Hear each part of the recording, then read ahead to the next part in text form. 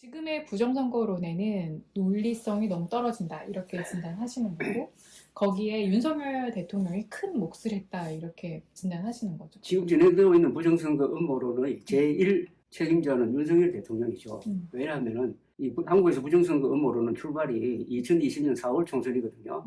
그때 국민의힘이 크게 지니까 부정선거 음모론이 나오고 사전투표에서 그런 사단이 났다 해가지고 뭐 통계학자도 나오고 별의별 사람도 다 나왔는데 그게 다 사실이 아닌 걸로 밝혀졌잖아요. 그죠? 수많은 재판을 통해서 또 재검표 과정을 통해서 그래서 시간이 갈수록 힘을 잃었다고요. 그러다가 지난해 4월 총선 때는 부정선거 음모론자들이 주장했던 억지 주장을 그래도 수용을 해가지고 지금 우리나라 개표가 수개표거든요. 수개표인데 거기에 수검표 과정을 하나 더 집어넣어가지고 개수기를 통과한 표를 다시 한번 손으로 세는 과정을 집어넣었다고. 그런데 단 한 표의 오차도 없었어요. 2,800만 표를 개표했는데 한 표의 오차도 완벽하게 문제가 없다는 게 밝혀졌습니다. 네. 그래서 아무도 내가 아는 범위 안에서는 아무도 부정선거 음모론을 주장하지 않고 나도 안도를 했다고. 부정선거 음모론이 이제 정리가 되는구나. 물론 일부가 그런 이야기해도 다 웃음거리 됐지. 그런데 윤석열 대통령이 계엄령을 펴면서 선관위를 습격을 하고 하는 것 보고 믿어지지가 않았어요. 그러다가 이제 드디어 본인이 정체를 드러내가지고 부정선거 그때는 의혹이라고 했습니다. 의혹을 해소하기 위해서 선관위를 시스템을 점검했다. 시스템 점검하는데 왜 군대가 들어가고 그것도 군의 정예부대가 왜 들어갑니까? 그게. 그리고 선관위 직원들 30명 명단 만들어가지고 잡아가기 위해서 그 야구 방망이 들고 가고 복면 씌우기 위해서 복면 들고 가고 케이블 타이 들고 갔잖아요. 그래가지고 군부대로 연행하게 돼 있었잖아요. 그걸 보고 믿어지지가 않았다니까요. 그때부터 잠잠하던 부정선거 음모론자들이 들고 일어났습니다. 야, 대통령이 이럴 정도니까 틀림없다. 그러고 서버 가지고 나왔을 것이다. 거기서 결정적인 증거가 나올 것이다. 조금만 기다리면 된다. 이렇게 된 거 아닙니까? 그런데다가 점점 윤석열 대통령이 부정선거 음모론에 대해서 더 구체적으로 거짓말을 하더라고. 결정판이 1월 15일 국민께 드리는 글. 이 글에서는 부정선거 음모란 이야기도 안 하고 의혹이란 이야기도 안 하고 부정선거는 사실이고 증거가 너무나 많다. 국제적인 어떤 공모관계 속에서 이루어졌다. 이렇게 한 거 아니에요. 그러니까 대폭발한 거 아닙니까? 지금 부정선거 음모론을 믿는다는 사람들이 보수층에서 반이 넘는다는 거 아닙니까? 그럼 보수층에서 반이 넘는다면은 그 인구수로 계산을 하면은 한 1,000만 명 넘을 거라요. 가공할 사태 아니에요. 1,000만 명 넘는 사람이 그런 황당한 거짓말에 넘어가서 그걸 믿고 거리로 뛰쳐나오고 자기와 뜻이 다르면은 막 공격을 하고 저 같은 사람도 공격을 많이 받거든요. 왜냐하면 부정선거론을 반박을 하니까. 이래 되면은 이 사람들이 위해 세력이에요. 위해 세력. 남을 괴롭히는 사람. 그리고 국가를 분열시킵니다. 부정선거 음모론 믿는 사람과 안 믿는 사람으로서. 그 다음에 이 윤석열 대통령한테 따져야 될 게 몇 가지 포인트가 있어요. 그럼 그 사람 말대로 지난 4월에 부정선거가 대규모로 저질러졌다면 누가 책임져야 됩니까? 그게 사실이라면 누가 책임져야 되죠? 윤석열이. 그렇죠. 윤석열 대통령 책임이라. 부정선거가 있었다면 그 제1 책임자는 윤석열 대통령이에요.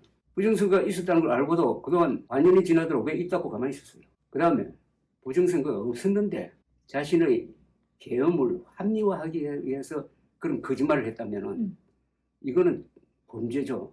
범죄 중에서 제일 큰 범죄입니다. 왜냐하면 선거를 부정하는 것은 그 자체가 부정선거입니다. 공정한 선거 아닙니까? 그죠? 우리나라 선관위는 1963년부터 문을 열어가지고 지금까지 선거 관리를 작년까지 61년 동안 했네요. 한 번도 조직적인 부정이 없었어요. 그래서 세계는 한국에서는 아무리 치열하게 선거운동을 해도 밤사이에 개표가 딱 정리가 되면 신속하게 개표하고 거기에 대해서 다 승복한다. 그래서 한국이 모범적 민주국가로 인정받은 거 아닙니까? 2022년 3월 9일, 3월 10일 새벽에 0.73%포인트 차이로 윤석열 대통령이 당선이 거의 확정적이 되니까 이재명 후보가 자기 패배를 인정하는 연설을 한 것 아닙니까? 그런데 이런 선거 관리를 윤석열 대통령이 들어서가지고 아니다. 이건 완전히 부정이다. 한국 선거는 믿을 수 없다. 이렇게 선언한 거 아닙니까? 그러니까 제일 큰 부정선거의 범죄자는 윤석열 대통령입니다. 지금 윤석열 대통령이 저지르고 있는 게 부정선거 범죄를 저지르고 있어요. 공정한 선거를 부정선거로 모으는 게 범죄 아닙니까? 저는 그 부정선거 음모론이 그 기저에 많이 깔려 있는 거라 생각했는데 대표님이 쭉 봐왔을 때는 거의 정리가 된 상황에서 윤석열 대통령이 이걸 점화시켰다. 그러니까 더 나쁘다는 거지. 이건 도저히 용서할 수 없는. 네. 저는요, 계엄령 선포한 것만큼 아니 더 이상으로 부정선거 음모론을 폭발시킨 겁니다. 그래야 대한민국의 민주주의에 대한 국제 신인도를 떨어뜨린 거 아닙니까? 국제 신인도를 하면은 보통 뭐 우리나라 금융기관에 대한 신인도만 이야기하는데 네. 그것보다 오히려 대한민국의 민주주의에 대한 신인도가 더 중요한 거 아닙니까? 민주주의에 대한 신인도가 높아야 한국의 경제에 대한 신인도도 높아질 거 아닙니까? 그 대표님이 말씀하셨듯이 보수 지지층의 절반이라면 굉장히 상당수인데 이 상당수가 이 논리적 근거가 빈약한 음모론에 빠진 것 비단 그 한 사람의 영향이라고만 볼 수 있을까요? 그 기재에 깔린 것은 계엄령 선포 이후에 윤석열 대통령이 코로나로 몰리고 탄핵 소추 당하고 거기서 끝나는 게 아니라 체포되고 그 다음에 구속영장 떨어지는 일련의 과정을 거치면서 부정선거 음모론과 관계없었던 다수의 보수층이 야 이건 너무한다. 탄핵 소추돼가지고 직무정지되는 걸로 끝내야지. 여기에 또 수사를 같이 병행해가지고 이건 너무하는 것 아니냐 하는 데 대한 동정심이 있었을 것이라고요. 동시에 그것을 주도하는 칼자루를 잡은 이재명 민주당에 대한 반감, 더구나 이재명 대표에 대해서 당신도 지금 재판받고 있는데 이렇게 할 수 있느냐. 그 반감과 윤석열 대통령에 대한 동정심이 합쳐지면서 하나의 증오심으로 폭발한 건 아니에요. 거기에 불을 지른 게 난 부정선거 음모론이었다고 생각해요. 또 부정선거 음모론자들은 잘 조직되고 있고 행동적이고 그 메시지를 SNS를 통해서 끊임없이 전파하고 하니까 이게 뭐 한덩어리가 되어버렸어요. 그러니까 기저에 어쨌거나 여기에 부정선거 음모론자들의 조직력이 있었기 때문에 이거를 윤석열 대통령이 악의적으로 이용했다 이런 가능성도 보시나요? 부정선거를 윤석열 대통령이 그런 기질이 있었다는 거 아닙니까? 이준석 당시 대표의 증언에 의하면은 검찰총장 그만두고 국민의힘에 입당할 무렵에 만났더니 그때부터 부정선거 음모론에 참 빠져 있더라는 겁니다. 그런데 자기가 대표로 있으면서 부정선거 음모론자하고 윤석열 대통령 사이에 하나의 방화벽 역할을 했다는 거지. 서로 만나지 못하도록 하고. 근데 자기가 빠져버리잖아요. 그러니까 부정선거 음모론자하고 윤석열 대통령 사이에 커뮤니케이션이 이루어지고 윤석열 대통령이 아마 부정선거 음모론자들의 그 일방적인 윤석열 칭송 찬양 영상을 많이 본 것 같아요. 그때 그 단계에 들어가면 이제 이게 유튜브 알고리즘하고 연관이 되는데 뭐 뉴욕타임스에서 인용한 이번 이 계엄 사태는 유튜브 알고리즘에 의한 세계 최초의 반역이다. 이 부정선거 음모론이라는 것은 일종의 정신병이거든요. 일종의 광신이거든. 일종의 사교적이거든. 컬트거든. 컬트. 근데 여기 한번 빠지면은 헤어나오기가 힘들어요. 거기 한번 들어갔다가 아 이거 아니다. 자각해가지고 나온 사람 거의 없어요. 그러니까 지금 50% 이상이 부정선거 음모론을 믿고 있다고 하는데 이 수치가 어느 정도 내려갈까 상당히 의심을 해요. 음모론이 가지고 있는 속성. 이건 정치적 음모론이고요. 부정선거 음모론은 정치적 선동이에요. 그러니까 더 위험하고 더 오래가고 남한테 피해를 주지. 그리고 결국 본인이 피해를 받지. 부정선거 음모론에 한번 빠지면은 인격에 큰 변화가 일어나요.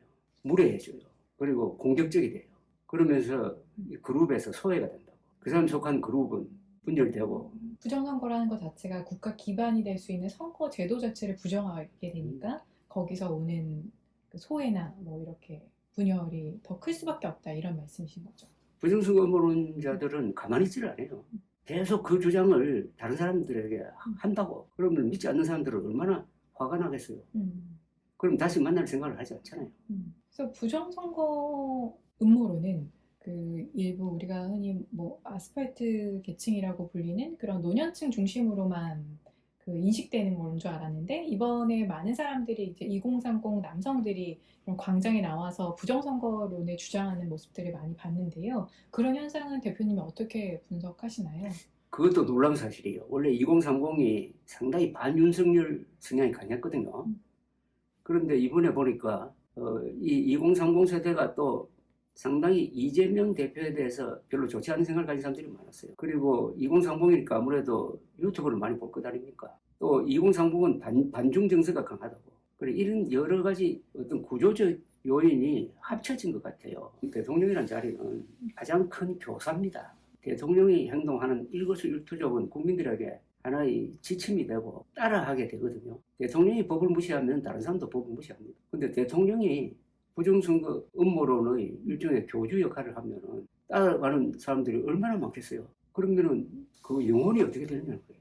영혼이. 인간의 영혼과 관계되는 건데 저는 그 법원 난동 그 장면을 보면서 좀비 영화를 보는 것 같아요. 부정선거 음모론에 넋이 빠진 영혼이 오염된 사람들이 아우성 치고 난동 부리고 유리창 부수고 하는 거 있잖아요.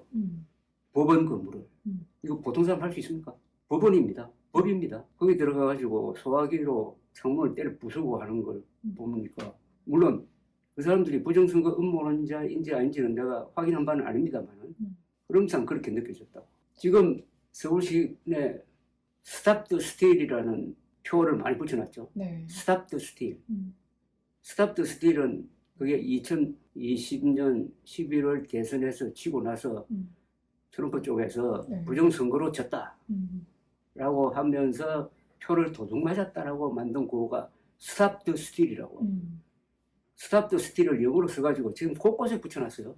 외국 사람들이 보면은 한국에서도 큰 이제 선거 부정이 일어나가지고 데모를 하는구나. 그렇게 믿을 거 아닙니까? 대한민국은 부정선거 하는 나라입니다 해가지고 영어로 친절하게 외국 관광객들한테 계속 알리고 있잖아요. 이런 반국가적 행동이 어디 있습니까? 윤석열 대통령은 반국가적 세력을 소탕한다면서 비상계엄령 폈는데 스탑 더 스틸 세력을 청산해야지. 그 반국가적 행동 아닙니까? 세상에 그런 식으로 대한민국 얼굴에 침 뱉는 사람이 어디 있습니까? 원래 이 한국은 프랑스형 정치를 하는 나라입니다. 그게 바로 좌우 이념 대결의 역사를 가지고 있는 나라인데 이런 나라에서는 혁명도 일어나고 쿠데타도 일어나요. 그런 내재적 요인이 있는 데다가 SNS가 도입되니까 선전선동의 도구가 하나 생긴 거 아닙니까?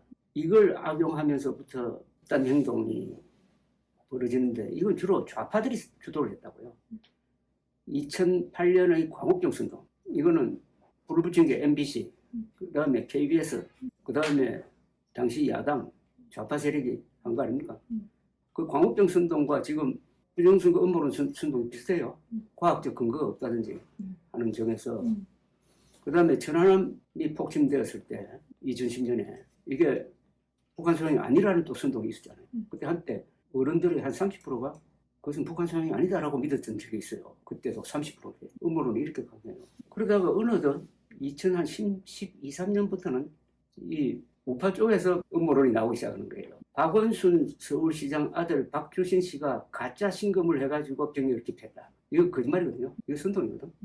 그 다음에 박원순 믿다고 여기에 동조한 사람들 많았다. 그 다음에 광주 사태에 북한군 600명이 들어왔다는 이것도 선동이거든. 여기에 또 가담하는 사람들이 많았어. 음모론의 분위기가 자라고 있었어요. 그러다가 부정선거 음모론으로 연결된 겁니다. 원래 보수는 선전선동하고는 좀 거리가 먼 사람들이에요. 선전선동은 계급투쟁론을 신념으로 하는 좌파의 전유물처럼 됐는데 이게 괴물과 싸우다가 괴물을 닮은 경문지 이렇게 돼버린 거예요. 2020년 4월 총선에서 당시에 국민의힘이 참패했잖아요. 네. 그때는 황교안 씨가 선거를 지도했지 않습니까? 네. 그런데 그 황교안 씨가 부정선거 음모론의 지금 대표인물처럼 되어 있잖아요. 그렇죠. 윤석열 대통령 등장하기 전에는 네. 황교안 미래통합당, 당시는 미래통합당 대표. 4월 총선에서 전오니까 진 변명거리를 찾다가 부정선거 때문에 졌다. 이렇게 이제 본격적으로 시동을 걸었는데 그분은 정치적 영향력이 약하니까 그렇게 힘을 발휘하지 못했다고. 그러다가 윤석열 대통령이 현직 대통령의 힘으로서 이렇게 확산시키니까 우리나라 역사상 최악의 선동입니다. 우리나라에서 대통령이 정식으로 선동가로 나선 것은 이게 처음입니다. 대통령이라는 권력자의 선동입니다. 선동은 보통의 경우에는 야당이라든지 저항 세력이 선동을 하는 거예요. 힘이 없으니까. 그러나 권력자가 선동을 하면 어떻게 되느냐. 히틀러의 유대인 학살 아닙니까? 히틀러가 선동을 하니까 그 이성적인 독일 사람들도 유대인을 수백만 학살했잖아요. 그래서 권력자의 선동은 엄중하게 다스려야 됩니다.